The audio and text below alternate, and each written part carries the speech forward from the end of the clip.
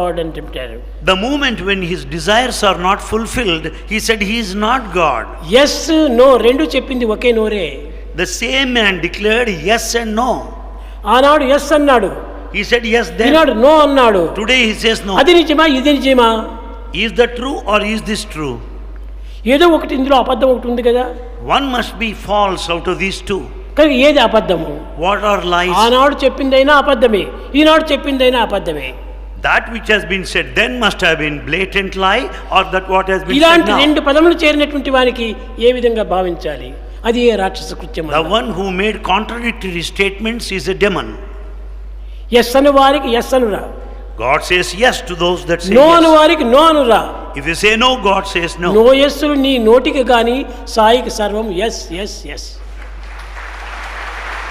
Yes, no belong to you, your declaration, your feeling, but to Sai God